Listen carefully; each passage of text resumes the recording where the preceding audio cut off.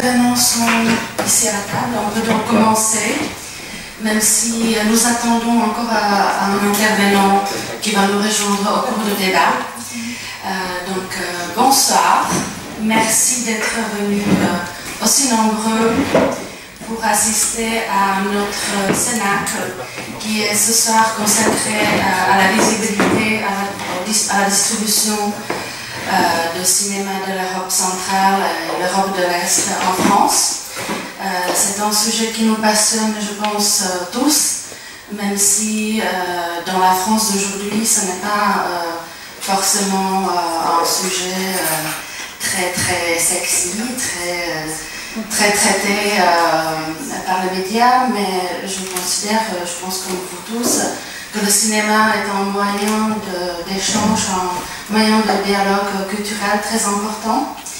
Et nous aimerions ce soir nous poser la question sur la circulation des films de l'Est en France, sur leurs possibilités, sur leur présence à l'écran des cinémas en France. Je me présente, je m'appelle Margarita Douchkova, je représente ici plusieurs associations, notamment Film Europe, dont les dépliants je vous ai apporté, qui est en newswire en anglais et qui est soutenu par le programme Média et qui, pour ceux qui sont intéressés par le cinéma de l'Est, fait circuler les informations sur la production, les festivals, la distribution de tous les pays de l'Est, mais il est en anglais, mais vous pouvez toujours le consulter. Je travaille entre autres aussi sur la préparation du prochain festival Check-In ici à Paris. Et il y a plus de 2 ans, aujourd'hui, nous avons créé ensemble avec Irena Bilic, directrice du festival L'Europe autour de l'Europe, et avec Yuri Radoli, qui n'est pas encore ici, un projet qui s'appelle Kino Visegrad, dans le cadre duquel nous avons souhaité donner plus de visibilité aux films des pays Visegrad à Paris. J'ai l'honneur de recevoir ici ce soir des représentants de différents métiers de cinéma. Je vais les présenter, mais en même temps je vais les redonner à chacun à son tour la parole pour peut-être dire un peu plus de ce qu'ils font et de répondre à ces questions qui sont liées à la diffusion des films de l'Est. Quand je me suis préparée un tout petit peu pour ce débat, j'ai sorti des statistiques de l'Observatoire européen de l'audiovisuel qui comparait les 10 dernières années de la diffusion.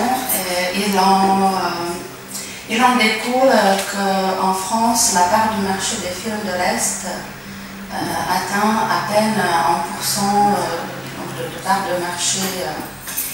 Et ce n'est pas mieux en Europe. En Europe, c'est un peu plus d'1%. Et j'aimerais bien qu'on essaye de peut-être se poser ensemble cette question, comment le cinéma de l'Est peut exister sur les écrans français dans la diversité qui se propose. Peut-être que vous pouvez partager avec nous vos expériences, des bonnes pratiques. Je sais que vous avez tous réussi dans votre profession à donner beaucoup de visibilité à votre travail.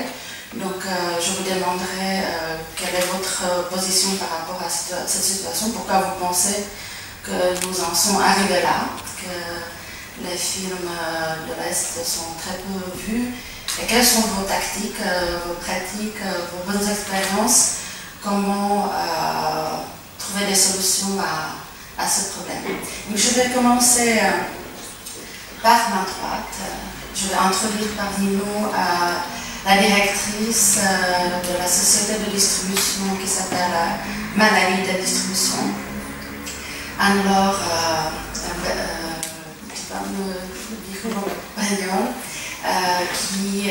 qui représente beaucoup de films, notamment de patrimoine et aussi des films pour jeunes publics.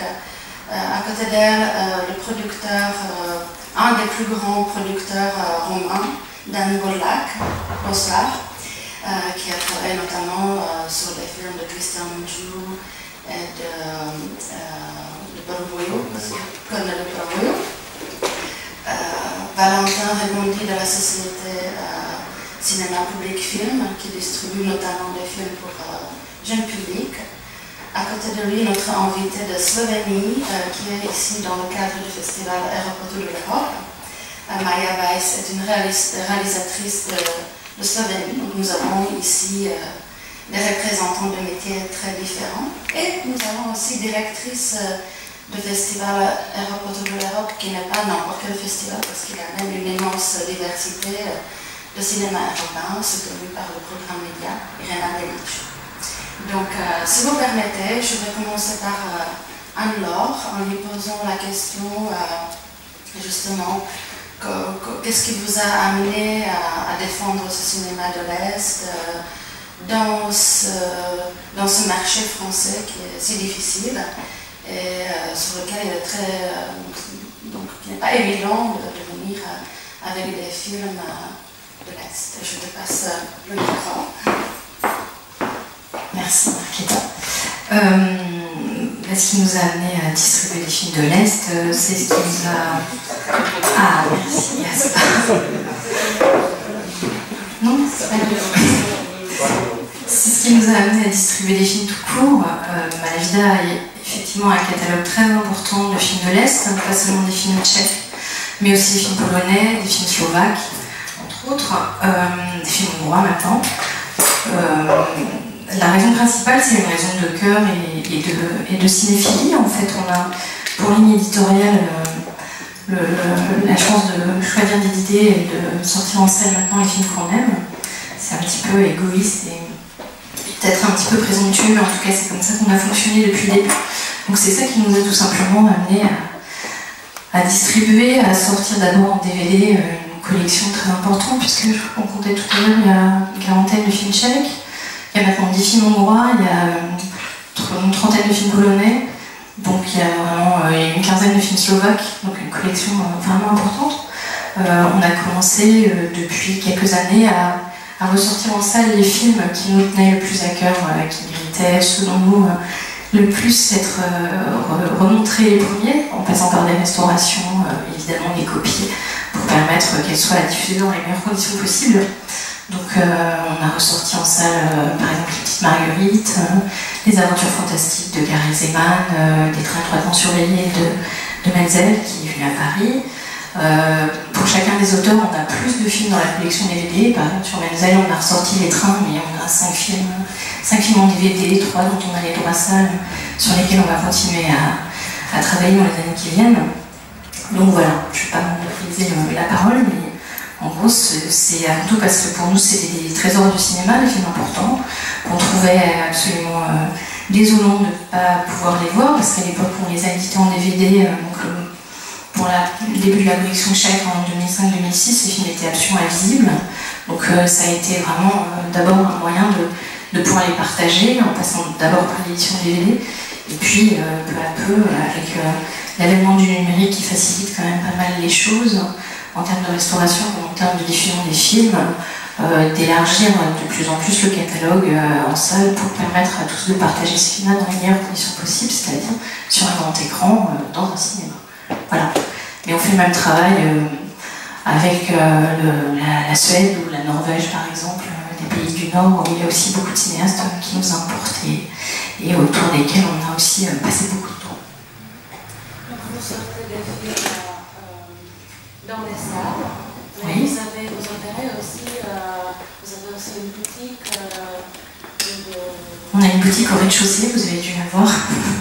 On a une boutique effectivement à Pigalle depuis c'est un petit peu anecdotique la boutique, même si on y tient.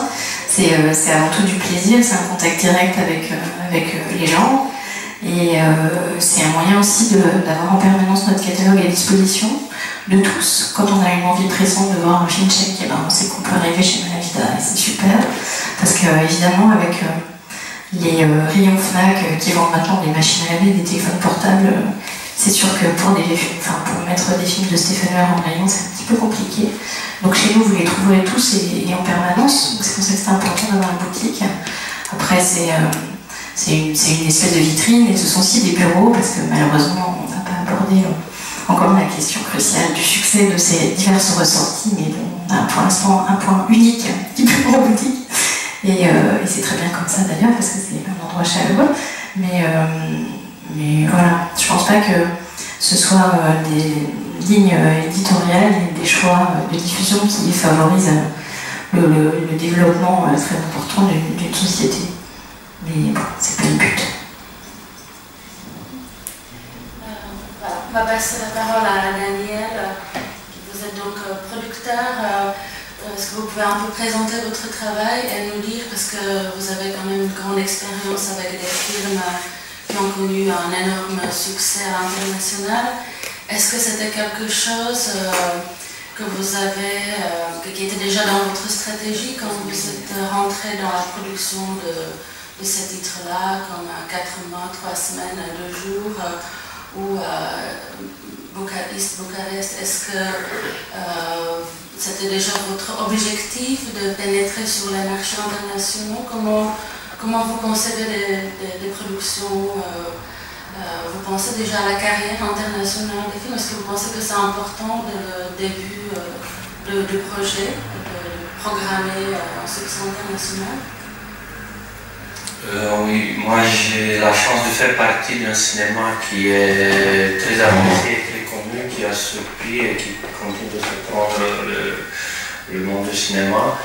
Et je ne pense pas qu'on a eu une stratégie. Même nous, on est des fois un peu étonnés de qu'est-ce que ça nous est arrivé, parce qu'on n'a pas eu ça comme, disons, comme but. On a voulu faire de bons films qui passent bien, mais on n'a jamais pensé qu'on va avoir le succès qu'on a eu. Je me souviens même, tout a commencé peut-être avec la mort de M. Lazarescu. Je travaillais sur le film pas comme producteur, je fais des ventes internationales pour le film.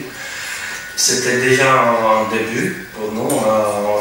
Le monde ils a commencé à nous regarder un petit peu de plus près. Je parle de la France surtout. Après ça, j'ai produit 12 Servitales de Bucarest, le film qui a gagné la Palme d'Or, Caméra d'Or, excusez-moi, 2007. Et là, quand on a compris que quelque chose se passe dans notre cinéma, et surtout la France, parce que la Roumanie a des relations, disons, spéciales avec la France. On aime beaucoup la France et la France nous aime aussi. On a entré, disons, par une grande porte dans le cinéma et tout a changé pour nous. On n'avait pas besoin de stratégie, on avait besoin juste de faire un film. Et tout le monde voulait. C'était incroyable. Tout était confirmé avec la Palme d'Or qu'on a fait avec Mundiu. Personne ne comprenait, tout le monde me demandait pourquoi vous êtes arrivé là, comment vous avez fait, mais on ne sait pas, ça ne vient pas d'une école, ça vient, je pense, d'une longue observation. Nous, moi personnellement, pour vous donner un exemple, moi je vis en France depuis 92, je suis à Cannes depuis 92, je n'ai pas manqué en édition depuis. Et on a beaucoup observé qu'est-ce qui se passe dans le monde du cinéma. Et notre génération, à un moment donné, on s'est réunis tous, je me souviens, on se vu avec Mundiu, Porombo, Mitterrand, les autres. Et on a dit, qu'est-ce qu'on va faire pour faire de bon cinéma? Et on a établi un petit deal entre nous. Moi, j'ai fini une école de réalisation, mais ils m'ont dit, tu seras un meilleur producteur, il faut que tu fasses de la production. Et moi, je savais qu'ils sont des super bons réalisateurs et que je peux être assez bon qu'eux. Et donc, c'est bon pour moi. Je voulais être producteur parce que j'avais les relations avec la France et tout ça. Et avec les films, avec Corneliu, après qu'on a eu la Caméra d'Or, tout le monde, comme je disais, a voulu nos films. Pour nous, c'est devenu facile parce que c'était Wild Bunch qui a pris nos films et ils ne nous ont pas laissés depuis. On a eu l'énorme chance de travailler avec le pape aussi, qui a distribué nos films ici en France. Et avec des noms comme ça, c'était facile pour nous.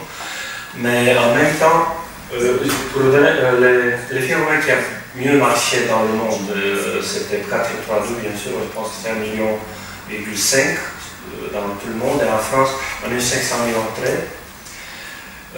Après ça, c'était le film de Porumboiu, 12 heures de Bucarest. C'était beaucoup et c'était pas beaucoup pour nous.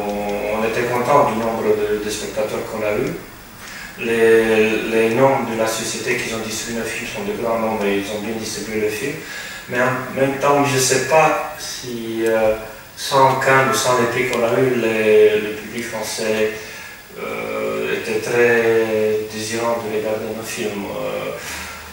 Je pense qu'ils connaissent le cinéma, ils aiment le cinéma, il y a une tradition de l'Europe de l'Est qui a commencé avec les Hongrois, les Polonais, les Tchèques.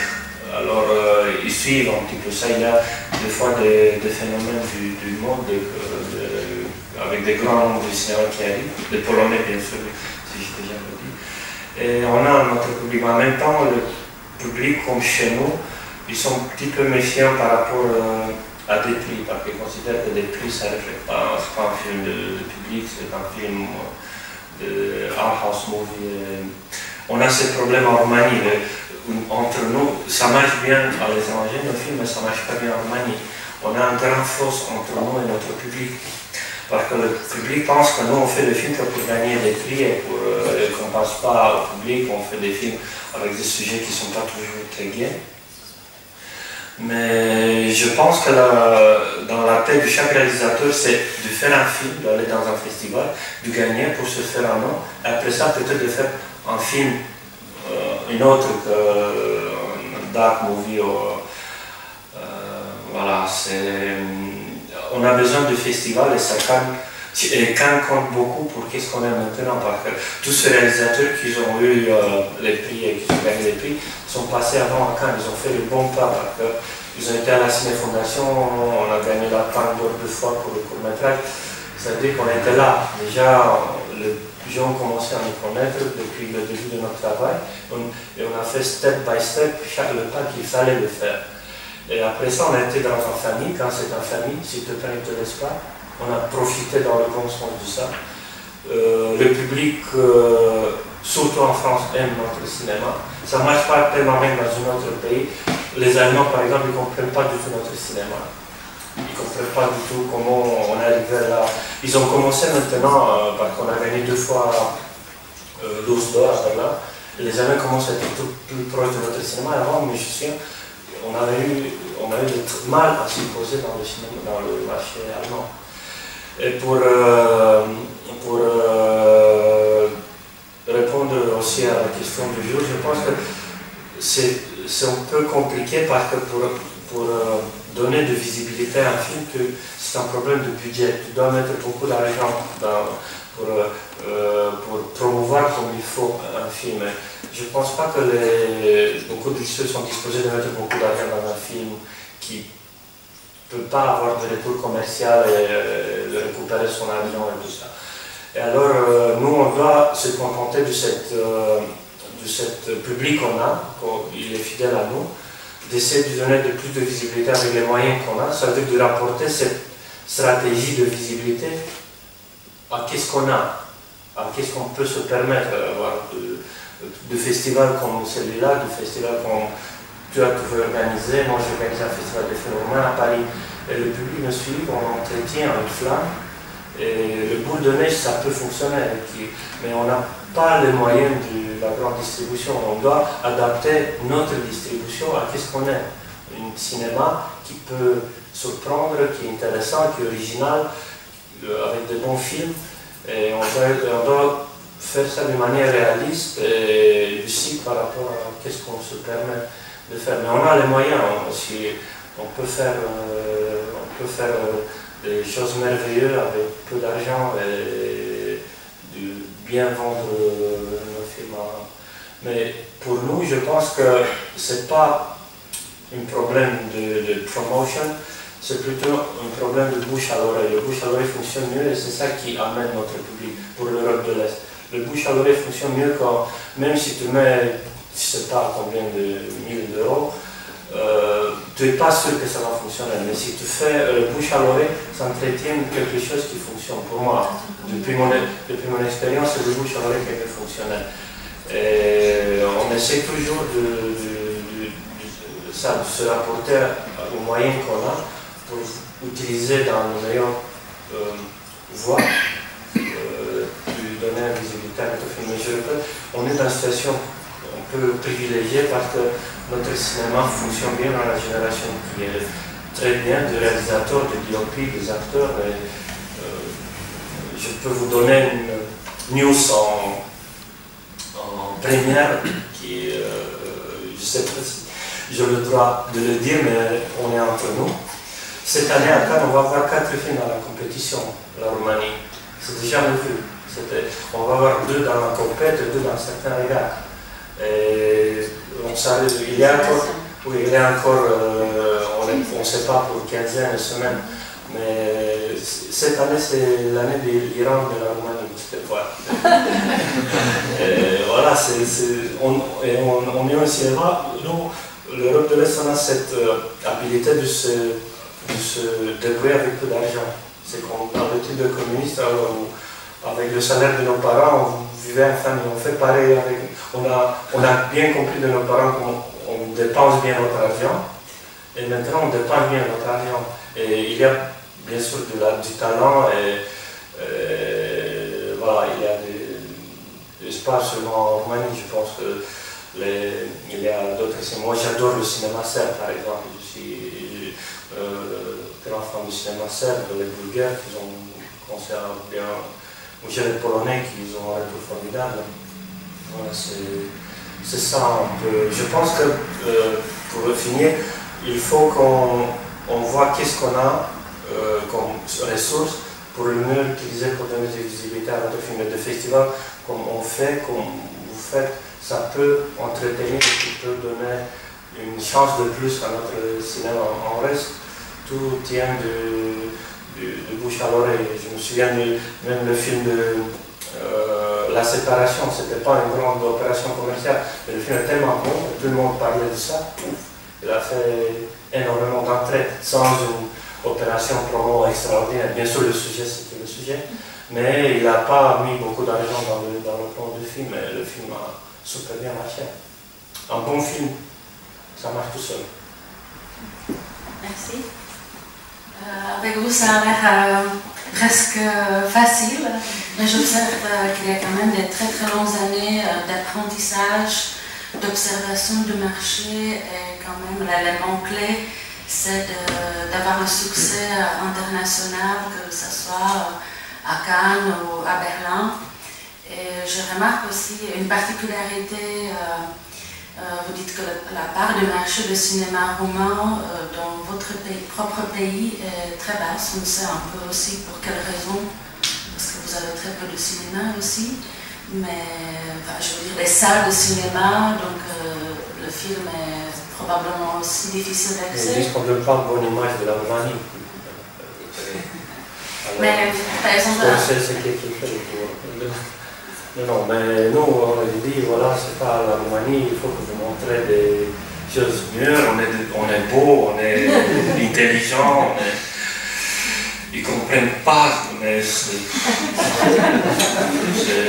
une leçon tout normale, parce que chez nous, leur choix c'est entre le cinéma américain et le cinéma roumain. Ils n'ont pas de entre, c'est-à-dire qu'ils connaissent peu le cinéma polonais, le cinéma grec, le cinéma...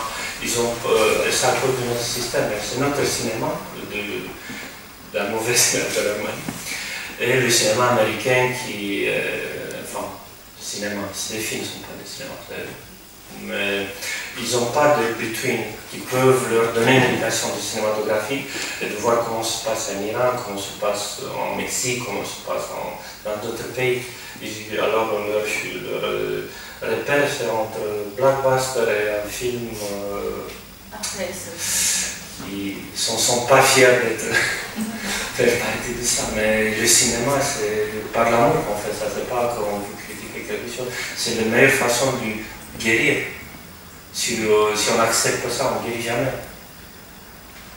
Intéressant. Oui, je constate aussi une chose par rapport aux parts de marché. Par exemple, en République tchèque, c'est le contraire. La part de marché est une des plus élevées en Europe. On oscille entre 25% et parfois 35% de parts de marché pour des films tchèques. Donc les Tchèques sont très fidèles et ils préfèrent aller voir leurs films que d'aller voir les films d'autres. Mais passons la parole à Valentin Reboldi de Cinéma Public Film. On a parlé des films roumains qui ont eu des prix, mais comment vous faites pour votre succès avec des films qui n'ont pas été primés, notamment dans votre domaine, parce que vous travaillez avec des films pour les enfants. Et je sais que vous arrivez à des grands succès, vous avez des histoires magnifiques avec vos films. Comment vous affrontez cette question, comment vous vous débrouillez avec ça et quelles sont vos expériences avec la distribution de vos films, des films d'animation pour les enfants? C'est une grande question. C'est sans doute beaucoup de travail, un peu de chance aussi, sans doute aussi. Alors oui, on a connu pas mal de réussites, surtout ces dernières années, sur toutes les cinématographies sur lesquelles on a eu le plaisir de travailler. On a mis l'accent très très fort, puisqu'on n'a pas beaucoup d'argent, on est obligé d'avoir un peu d'idées, d'être créatif, sur la proximité. La proximité et la confiance.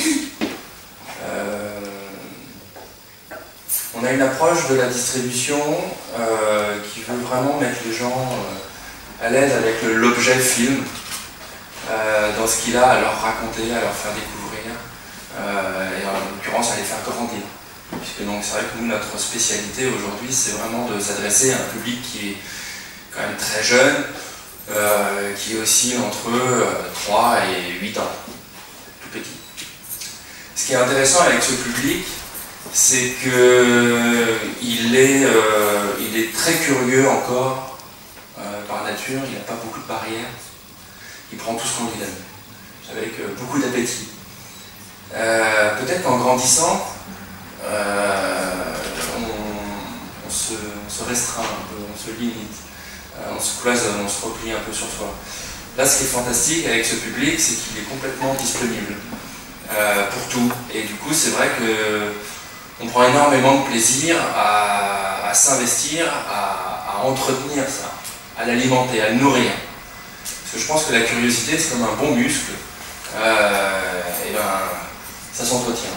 Et je pense que ça doit s'entretenir toute la vie. Et c'est vrai qu'en démarrant le plus tôt possible, le plus jeune possible, dans le contexte d'une salle de cinéma, ce qui est très important pour nous, leur permettre d'avoir accès à ces images qui viennent du monde entier, qui leur montrent des pays qui ne sont pas les leurs, qui leur racontent des histoires qui ne sont pas forcément les leurs, dans des contextes qui ne sont pas celui qu'ils connaissent tous les jours. Ça participe à une forme d'effet de surprise qui est toujours bien perçu. Il y a beaucoup de gens à la fin des séances qui nous demandent mais d'où ça vient. Ils se sont moyennement bien renseignés, puisque en général on communique sur les pays d'origine de nos films, mais il se trouve qu'une fois que les lumières se rallument, les gens se disent ah mais c'est quand même curieux ce qu'on vient de voir, d'où ça vient, parce qu'on a quand même le sentiment que c'est pas de chez nous. Et à ce moment-là, c'est vrai que ça ouvre une porte sur justement l'ailleurs, ce qui se passe au-delà de nos frontières, et qui peut participer à nous donner du plaisir. C'est quelque chose qui est quand même assez génial. Après voilà, comme je disais, on est une toute petite société, malgré tout c'est vrai qu'on arrive à obtenir des très très très bons résultats, un peu à la débrouille, et aussi en essayant de toujours bien optimiser nos investissements. On est sur des investissements en frais de sortie qui n'ont rien à voir avec des sorties de Wild Bunch ou du Pacte, c'est très clair. Néanmoins, voilà, je pense qu'on a réussi à trouver un modèle économique qui fonctionne. C'est-à-dire, parce qu'on reste dans un système où le cinéma, ça coûte de l'argent. C'est pas gratuit de faire un film. Donc le producteur qui a fait son film, lui, il a investi en amont, et notre responsabilité, quand il nous délègue ce travail-là de le diffuser, le film, c'est pas seulement de se faire plaisir, oui, je rejoins Anne-Laure, c'est toujours des coups de cœur, c'est toujours un choix qui vient de quelque chose de très personnel, mais il doit y avoir aussi une réflexion, une logique qui justifie envie que ça se fasse, et puis surtout qui permet de le refaire. Et ce modèle économique qu'on a trouvé, c'est vraiment quelque chose qui s'établit autour du film. En fait, c'est le film qui nous dit ce qu'on va faire. Et c'est lui qui nous donne des idées. C'est lui qui nous rend créatifs pour fabriquer toutes les passerelles entre lui et son public. Et à partir de là, le travail il se fait en direction de la salle de cinéma. Et clairement, la plateforme pour rendre le film visible, c'est la salle de cinéma. Est-ce que vous pouvez nous rappeler les titres sur lesquels vous avez travaillé? Oui, on a eu le plaisir, là on va prendre cet exemple, parce que c'est de circonstance, mais sur un assemblage de courts-métrages d'animation tchèque, inspiré donc de films Farouk. Donc nous, notre titre français, c'était celui d'un des épisodes qui s'appelle Le jardinier qui voulait être roi, qu'on a distribué en 2012. Ça a été une très très belle aventure, puisque avec la complicité des producteurs, on a eu accès à des éléments de la production du film. Donc là on est sur des films d'animation en volume, en marionnette. Et donc l'intérêt pour nous c'était d'offrir au public une espèce de backstage en fait, de ce cinéma d'animation qui nous fascine totalement, il faut le dire. On est des amoureux de cinéma d'animation, et d'avoir accès à cette matière du film. Donc on a fait réassembler des décors entiers du studio avec des mises en scène des personnages dans ces caisses qu'on s'est amusé à trimballer dans tout le pays, de salle en salle, pour créer vraiment des moments de cinéma particuliers, pour montrer aux gens concrètement ce qu'ils venaient de voir et leur permettre de mieux comprendre d'où ça venait et comment c'était fait. Et à partir de là, c'est vrai que déjà les salles de cinéma répondent positivement à ce genre de démarche, mais la rencontre avec le public, là, il se passe vraiment un truc dans les salles.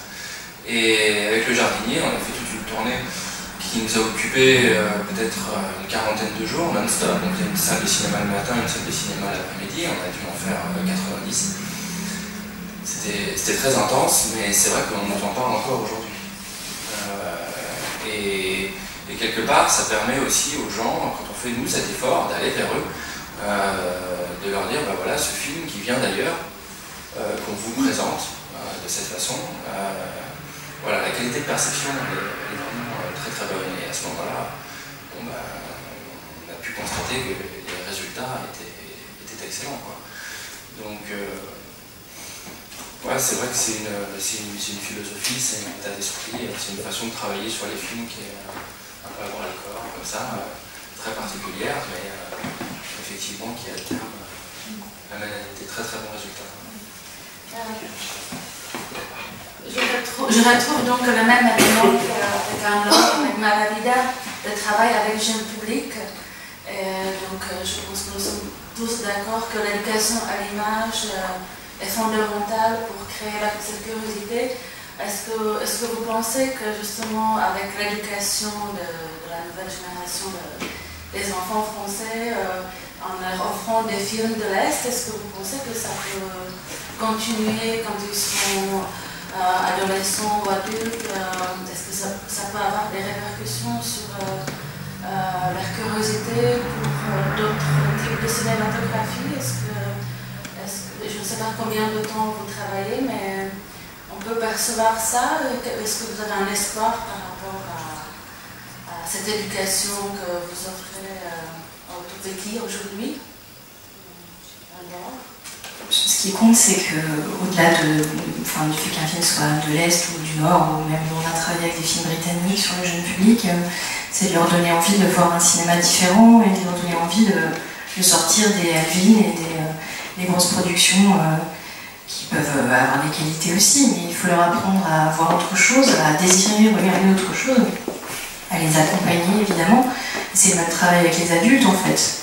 Alors, on n'a pas assez de recul nous sur le jeune public pour savoir si ça va produire des spectateurs passionnés de films plus rares et plus précieux, mais on peut l'espérer en tout cas. Je pense que plus vite on est exposé à avoir des découvertes, à ressentir des émotions précieuses qui viennent de films où on ne les attendait pas forcément, et plus on est apte à continuer à aller rechercher ces émotions-là. Donc, à continuer à s'intéresser à un cinéma plus faiblement représenté, on va dire, même si l'accès aux scènes qui est un peu compliqué en ce moment aussi, même si aussi, même en patrimoine, pas forcément le public, on a eu récemment des succès importants, par exemple avec Joey de Widerberg, qui est un film suédois pour le coup, mais où là c'est un travail de 6 ans autour d'un auteur qui permet finalement de le refaire découvrir et d'accéder aussi au Festival de Cannes, où là, que ce soit un film de patrimoine ou un film récent, je crois que c'est des vitrines qui mettent vraiment en lumière d'une façon très forte et très importante. Les films, Joey, il était projeté à Cannes Classics, c'était au dernier festival de Cannes sur la plage, et c'est vrai que ça permet de gagner beaucoup de temps très vite, ces expositions-là. Donc c'est aussi le travail, comme Valentin disait, je pense que la régularité, le fait d'être installé, d'être connu aussi petit à petit, cette relation de confiance qu'on peut avoir avec les spectateurs, comme avec les exploitants, comme avec les festivals, comme avec les institutionnels, comme l'AFCAI, les associations de soutien au cinéma, quelles qu'elles soient, ou la DRC qui encourage justement la diffusion de ce type de cinéma un peu plus fragile. C'est ça qui fait que petit à petit, on peut réussir à proposer de plus en plus de choses et à être suivi. Moi j'ai beaucoup d'espoir. J'ai beaucoup d'espoir parce que je passe énormément de temps dans les salles de cinéma et c'est une chance parce que j'ai pas de petite boutique qui me permettrait de temps en temps de voir le public passer, de pouvoir leur parler, d'avoir des retours. Ça c'est une excellente idée, je vais y réfléchir. Mais en étant présent dans les salles pour accompagner les films, on a un retour tout de suite immédiat, surtout avec les enfants, ils prennent pas de gants, ils vous disent si ça leur a plu ou si ça leur a pas plu. Mais j'ai vraiment beaucoup d'espoir parce que les retours sont souvent sont pleins de curiosité. C'est comme si on leur avait ouvert l'appétit, ils en veulent plus, concrètement. C'est pour ça qu'aussi, voilà, il y a besoin effectivement d'un effort d'accompagnement, de pédagogie. En France, on a des dispositifs qui sont assez extraordinaires, comme l'école de cinéma, etc., qui permettent ce genre de choses. Le jardinier, justement, il est rentré dans le dispositif, là, il va aller tout doucement vers les 300 000 entrées, c'est absolument... ça dépasse toutes les espérances qu'on aurait pu imaginer. Maintenant, cette éducation à l'image, elle a du sens parce que, justement, elle nous apprend aussi à vivre ensemble, concrètement, quoi. Puisque à travers les images, il y a des messages, il y a des histoires, il y a des personnages, il y a des morceaux de vie, enfin, ça raconte quelque chose. Et puis, il y a aussi des métiers derrière, il y a des gens qui travaillent, qui font ces films. Et c'est intéressant pour nous d'en faire la promotion, vraiment. Et une question qui revient souvent, c'est effectivement, celle des parents, pour le coup, comment est-ce que mon enfant peut-il apprendre éventuellement à faire ça? Bon, vous avez des écoles là, vous avez des studios là. Et surtout, ne vous limitez pas à votre petit périmètre, osez aller plus loin. Pour ça, il faut bien travailler à l'école, il faut peut-être apprendre à parler anglais aussi, ça peut aider. Et il faut rester curieux, il faut aller dans les festivals, effectivement, il faut aller en salle de cinéma, voir des films venus d'ailleurs, et à ce moment-là, effectivement, on entretient quelque chose, tout doucement. Alors après, est-ce que il y en a un sur l'île qui un jour lui-même reprendra le flambeau à son compte? La limite, c'est ce qui est beau, c'est pas savoir, justement. Mais là, je pense que ça a du sens. Moi, j'ai confiance.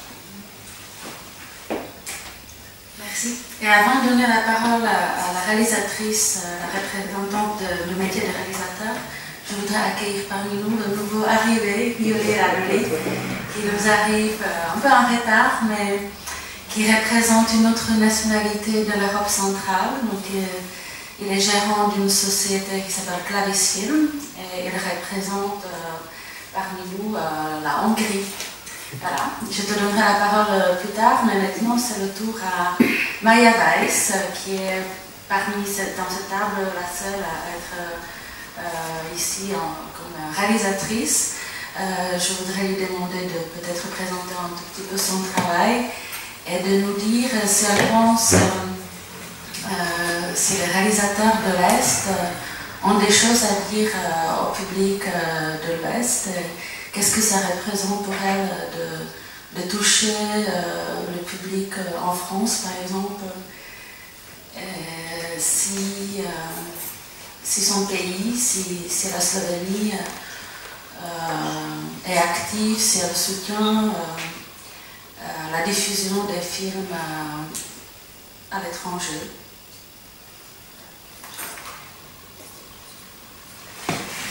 Lepo pozdravljeni, najprej par besed po slovensko. No, this was only that you, excusez-moi, je ne parlais français, je compris un peu aujourd'hui ici anglais, s'il vous plaît. Elle va parler en anglais et s'il faut, je peux traduire. Okay. Est-ce qu'il y a quelqu'un qui ne comprend pas l'anglais dans cette salle? C'est bon. Ça va. Okay, it's okay. Thank you to invite me to be part of the festival with the film, who is coming tonight at 9 o'clock. I am a filmmaker from Slovenia. I'm after film school, more than 25 years independent filmmaker. Last 5 years also producer, and also like 2 years distributor. And so this is how actually we have to be flexible. About the distribution, I would say like this, the question how I, as a director, I would be part of a French market. It happened actually once, and this is I think the best way. If a film could be in the state of production, co-produced, an example with Arte. This was in the case of my film, The Guardian of Frontier, my first fiction film for the cinema, who won also prizes, the best innovative European film in Berlinale 2002, and got some other awards. And this film was actually co-produced with German and French Arte, and then was shown on French Arte. And the French Arte was actually on their cost putting film, put it in synchronization. So film was in French and was looking like a French film and had a million viewers. And this was absolutely success. They were all very happy. All redacteurs in France, in Köln, in ZDF, and so. And we were, of course, also. I think this is one way. But I never had the film. The second success connected to the French was my short movie Adrian, who got award Canal Plus. In Créteil, and then was also shown like on television. So this is two ways of how to distribute films when you on that way. But I know that Slovene films to be distributed in a cinema, this is a big problem. But it's also possible. From Damian Kozole, my colleague. Film called Slovene Girl, Slovene Woman, had a distribution in France, in cinemas. An example, how this happened, exactly I don't know. But of course it's always good to have some connections also through the national distribution production ways, because this is some kind of also helping film which is good to be part in the market. An example in this case in France, when we speak about this. And of course, about Slovene cinema, to say something, for now, we are of course not like Romania, which we all admire films and their success also. And we had, my generation, around 2000, was a wave, like a wave where these films which they came, they were, let's say, world successful, and they came also to these wishes A film festivals. And but then now here and there are coming films also, but it's not like that you could speak about Slovene cinema, like you speak about Romanian cinema, or like you speak also last years about Croatian cinema, which has also success, also in Cannes. Cannes is very important, and also some other festivals, but Cannes is the most actually important. And it's similar to Romanian cinema. It's also that it's sometimes it's criticized at home when the films are an example having that kind of more critic subjects, and or they are depressive or something like this. Then of course the Slovene public is saying, why we have to look these films? Of course they are not successful, but sometimes also these films are the most successful abroad, which are like this. So there is sometimes even a jokes that films, they have to be heavy and strange and a little bit really, and then they could have more success outside as inside. But of course the only way is to follow the vision, if you have, as a producer, as a director, and to try. Slovene, we had also this, we were co-producing also the No Man's Land, which was co-production with France and was getting an Oscar for the best film. It was directed from Bosnian director, but all film was shot in Slovenia, and the main character actually was Bosnian Slovene, and also half of the crew, also this kind of set designer and all that kind of stuff, was Slovene. So sometimes maybe distribution also could go through this way of mixed of co-production workers which are actually connected. So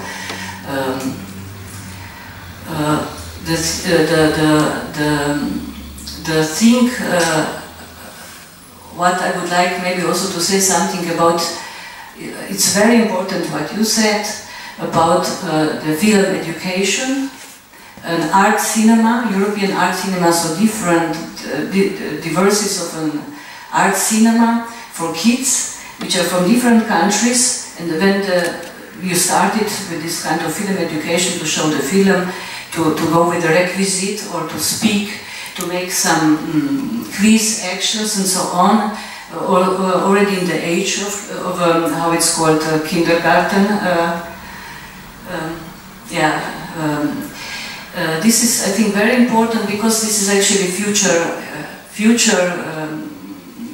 audience, which will be more open to the European cinema in different ways. Also, the languages will not be like sometimes for the generation they were like a problem. Problem was like the language could be a problem, an example. But this is now, and with that kind of education, it's really, I have also believed, my belief is also that this is the way, and I think through that kind of, we have also in Slovenia very good now kino art distribution for European cinema. This is some kind of 25 cinemas which are connected in this kino art distribution, and film starts in Ljubljana. There is actually this the main, and then goes around and has and it's also some kind of public money. Actually, I'm even in commission now 1 year, which we get through this public money, like from distributors, which they are looking for the money to distribute some films, and then we give this for some placards, for some promotions and things like this. And of course, each year must be this proof that was made, and so on. Through these kind of applications, you put also in that way of distribution level up, because you say this, that, and it's going each year. It's growing, so you have to really show something, that you really invested, that you did something, some actions, some things, and it's moving even in a small towns. The second thing is also that I heard that that in France still the cinema is really something where people are going, even in small towns, small cities, and so on.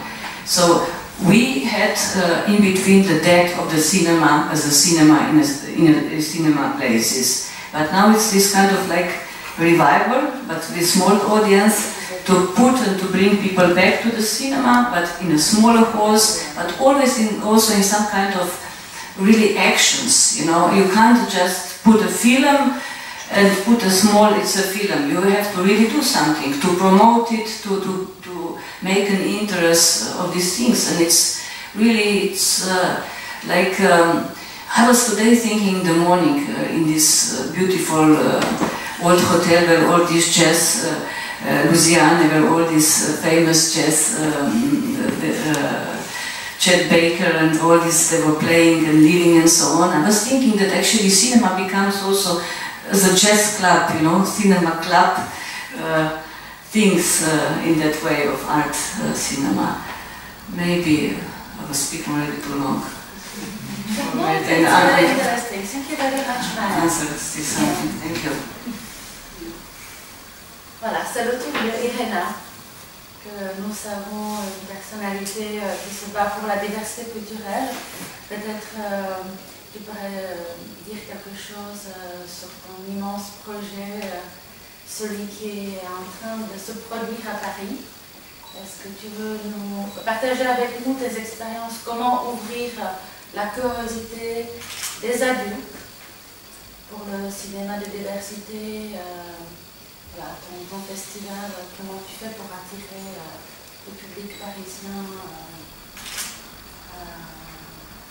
Tu veux parler un peu? Je ne sais pas. Vraiment, je ne sais pas. Je suis probablement vraiment une grande idéaliste. Je suis très contente parce que vous tous qui vous êtes à cette table, je travaille avec vous tous, donc avec Malavida pour les films que vous distribuez, avec Dan qui est le président du jury d'un nouveau prix que nous avons inauguré cette année, le prix du meilleur film de long métrage documentaire, pas avec vous, mais on n'a pas encore la sélection pour enfants, mais ça va peut-être venir, avec Maya Weiss qui a ce soir son film dans cette même sélection, et je vous invite tous à venir voir si on finit, si c'est possible. C'est au cinéma Christine 21. Donc le festival a commencé évidemment avec Clarice Film, avec lequel nous travaillons. Je travaille depuis maintenant 10 ans et nous avons vraiment une collaboration très fructueuse. Déjà cette année, on présente une sélection de Istvan Sabo faite pour le festival. Nous présentons la rétrospective de Bellatar et nous présentons, vraiment nous travaillons ensemble toute l'année. Nous collaborons de façon le mieux possible, le plus possible. Et non seulement sur le cinéma hongrois, mais sur le cinéma européen. Alors moi je suis toujours contre le fait de parler du cinéma de l'Est. Vraiment, je pense qu'il faudrait que ça disparaisse, mais en même temps, je suis tout à fait consciente qu'il y a ce problème et que ça ne disparaît pas. En fait, ce problème ne disparaît pas. Donc, le Festival Europe autour de l'Europe est un festival de cinéma européen, de partout, de la grande Europe. Ça veut dire que ça comprend les 47 pays du Conseil de l'Europe. Et je n'aime pas du tout, enfin je souhaite que cette distinction disparaisse, qu'il y a le cinéma, le bon cinéma, le grand cinéma, le cinéma qui se qualifie à nos yeux comme cinéma d'auteur, comme cinéma de nouvelles écritures, comme un cinéma inventif, comme un cinéma artistique, etc. Mais je me rends quand même compte qu'il y a un très grand problème avec la diffusion, avec les films de l'Est, les films de l'Europe centrale et les films de Scandinavie. En fait, fait. Ce n'est pas très très différent, sauf que les films de Scandinaves sont devenus, maintenant il y a probablement grâce au succès des séries, les films scandinaves sont devenus quand même, ils ont probablement beaucoup plus d'argent, ils ont maintenant une conscience que c'est un cinéma qui fonctionne, que le cinéma... Donc la situation est un peu différente, mais quant à la réception en France, elle n'est pas très différente. On pense que ce sont des films qui sont trop compliqués, que ce sont des films qui sont trop lourds, que ce sont des thèmes... Et ça, c'est un préjugé qui est extrêmement difficile d'atténuer. C'est presque impossible. Je ne sais pas comment faire. Donc, je ne comprends, après 11 ans de festival, je ne comprends absolument pas quels sont les films qui vont attirer le public français. Vraiment, je ne le sais pas. Je ne comprends pas, ça me surprend toujours. Nous faisons tout ce que nous pouvons dans la mesure de nos modestes moyens, c'est-à-dire tous nos films sont sous-titrés, en français, c'est un énorme effort.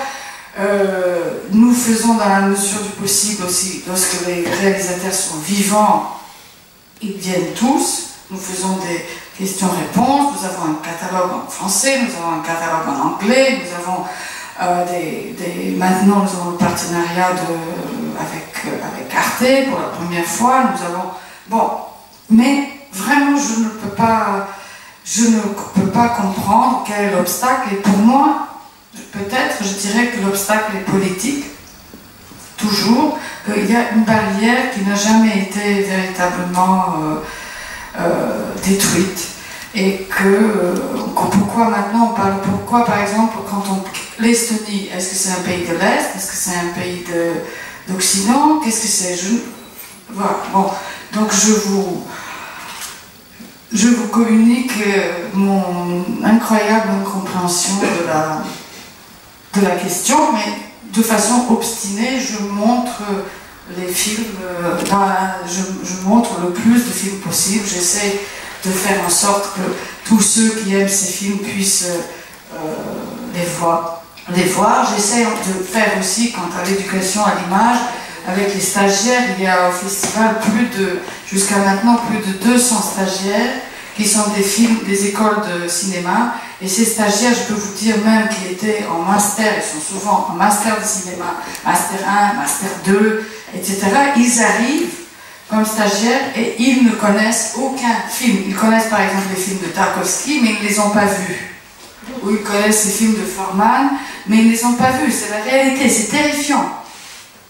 C'est terrifiant. Et donc, une fois qu'ils les voient, après, ils sont entraînés, ils sont curieux. Donc, ça, c'est extrêmement important de développer cette curiosité. Je crois que c'est la principale des choses. Et il est très difficile aussi de travailler avec les écoles, parce que les écoles ont des programmes qui sont par exemple l'école Lumière. On a eu 4 masterclass remarquables avec Anders Refn qui est le monteur de Lars von Trier, avec Michal Leszczykowski qui est le monteur de Tarkovsky, avec le directeur de photographie québécois Michel Lavaux qui a obtenu tous les prix possibles pour son travail de la caméra. Les étudiants, mais il faut les battre pour qu'ils viennent voir ces masterclass, parce qu'ils ont un programme surchargé, donc ils ne voient pas les films. Moi je vois ça comme des véritables problèmes, mais je crois que je suis aussi, la chose qui m'enthousiasme, c'est qu'une fois qu'ils voient les films, ils les aiment, et puis ils pensent que c'est là que se trouvent les sources, et qu'il ne faut pas les contourner. Voilà. Yuri, tu as peut-être manqué notre introduction, mais tu n'as manqué de la réflexion, parce que ça fait des années qu'on parle de cette problématique-là, et tu as introduit aussi notre projet commun Kino-Visegrad, qui a fonctionné avec un très beau cycle de films qui étaient projetés au Centre culturel hongrois. Alors à toi peut-être de partager avec nous à travers votre société Clavis Film, quels sont vos enjeux, quelles sont vos bonnes pratiques, vos succès, et peut-être aussi vos difficultés de pénétrer le marché français. Quelles sont tes observations? Ça a beaucoup, des difficultés. Je pense qu'on peut rester pendant longtemps si on peut en parler. Mais d'abord, je souhaiterais demander pardon, m'excuser pour être en retard et surtout je m'excuse auprès des invités qui sont tous là pour la même cause et peut-être qui font exactement, parmi beaucoup, font exactement la même chose que nous faisons avec Clarisse, surtout je pense à Malavida, aussi à Valentin, qui se bat tous les jours pour représenter ce cinéma. Bon, peut-être j'étais un petit peu la manifestation vivante de ce qu'on fait, parce que je viens de présenter le film de Béla Tarr à la Filmothèque. Donc c'est effectivement un travail de chaque jour. Tu vas avec les films, il faut être quasiment à côté des films pour séduire le public. Donc Clarisse Film, c'est une ancienne société. C'était même a été fondée en 1958. Il y a une belle histoire de la société, mais comme je ne faisais pas partie de cette époque, peut-être c'est un peu hors sujet, mais le premier film que Clarisse Film a produit d'ailleurs était une coproduction franco-yougoslave, d'ailleurs slovène. Le film a été tourné avec Triglav Film, à côté de Ljubljana. C'est l'enclos de Armand Gatti, qui était le premier long métrage fiction français sur l'Holocauste. Gatti était le grand collègue, compagnon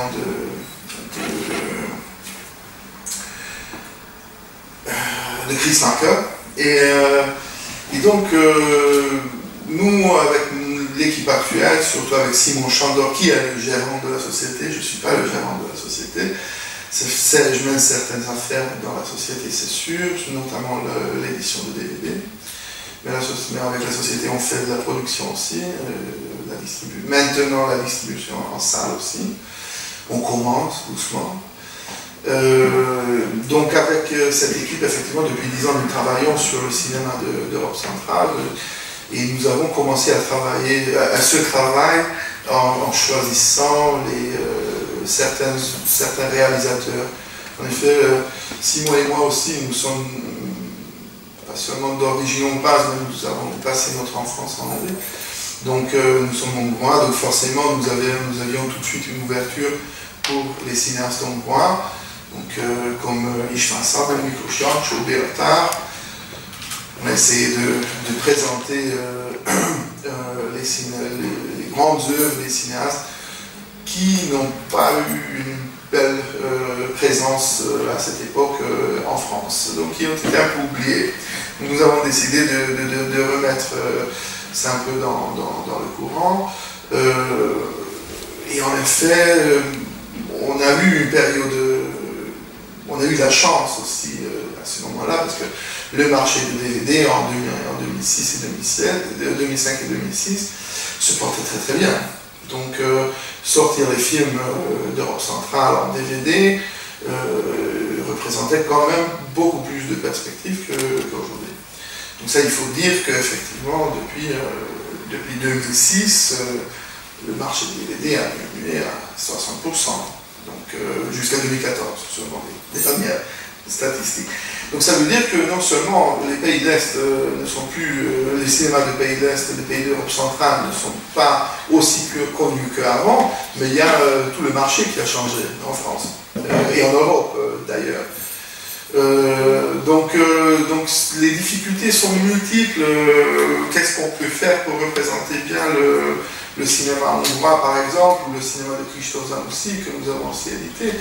Nous travaillons ensemble avec les salles, nous faisons exactement le même travail que Maravida, travailler avec les festivals, travailler avec les salles.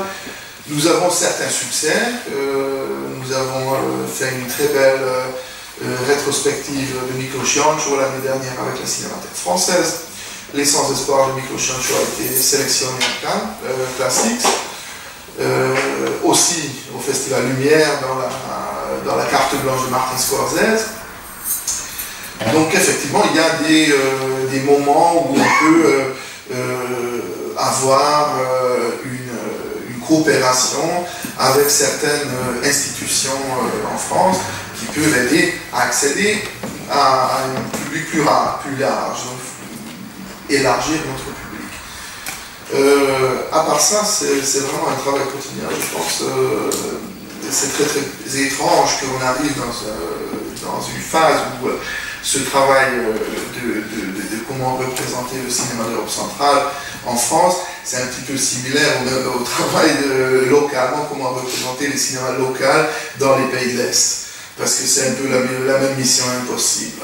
Comme Maya a très bien dit, qu'aujourd'hui, les Hongrois ne vont pas dans le cinéma pour regarder les films hongrois, j'imagine que les Tchèques aussi, un petit peu la même chose, et les Slovènes non plus ne veulent pas trop aller voir leurs propres films. Alors, il y a des alternatives, il y a des systèmes aussi à prendre un petit peu en exemple du passé, comme le système des ciné-clubs en France qui faisait très bien tourner les films d'Europe centrale dans les années 70-80 et qui existe peut-être encore un peu, mais en tout cas pas dans la même ampleur qu'à l'époque. Et dans les pays de l'Est, effectivement, les ciné-clubs, comme Maya dit aussi, commencent à émerger, commencent à se manifester, parce que sinon le cinéma se casse la gueule.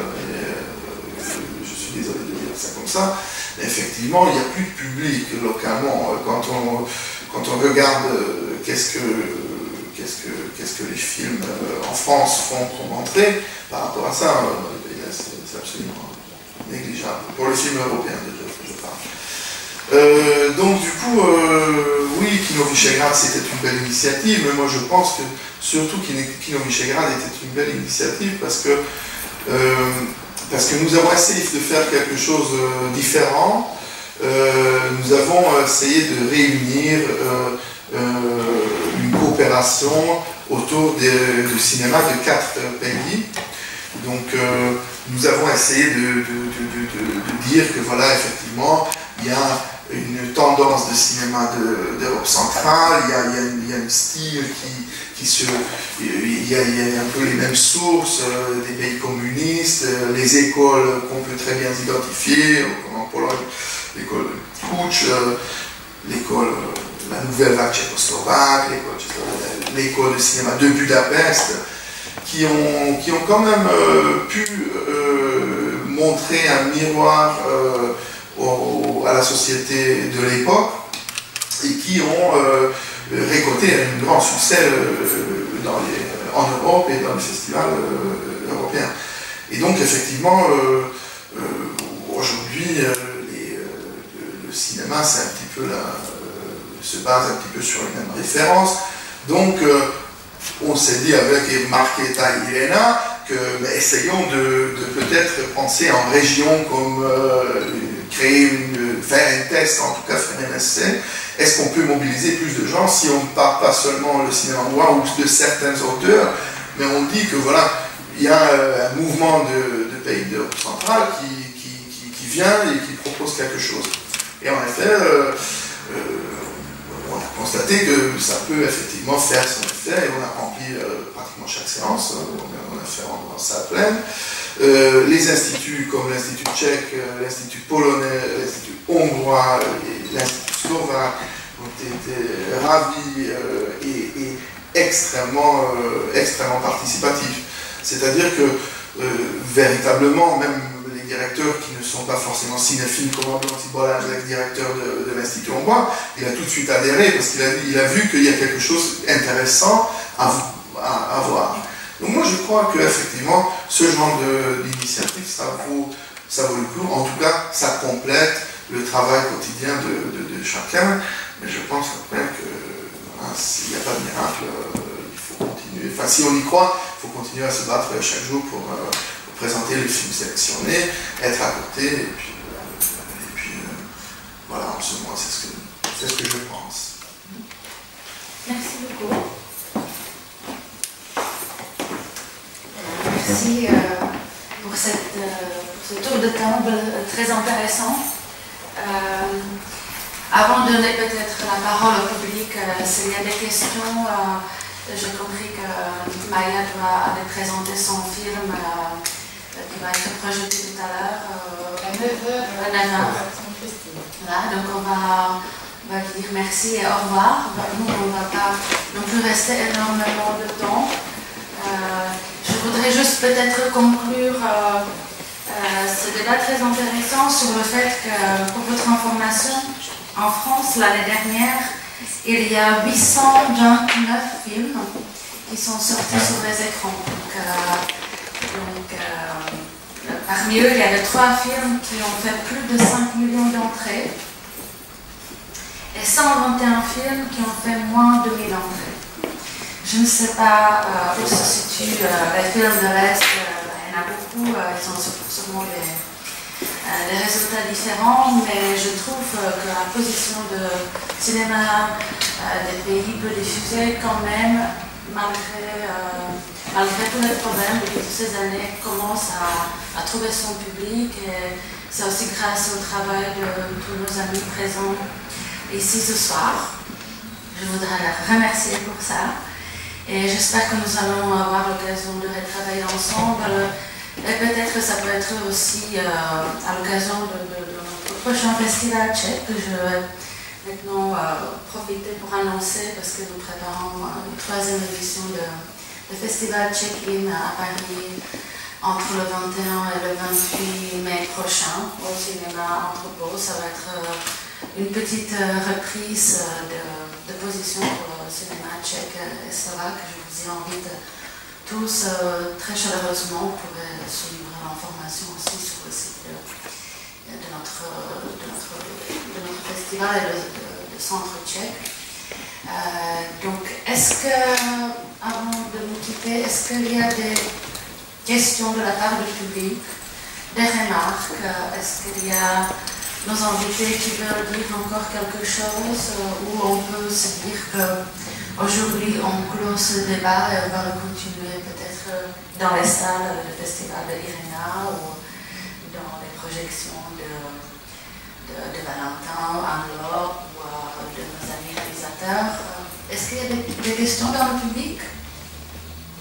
Non. Donc je vous remercie pour votre attention. Et je vous souhaite encore beaucoup d'excellentes séances de cinéma de l'Est et autres dans les salles ici en France. Bonsoir.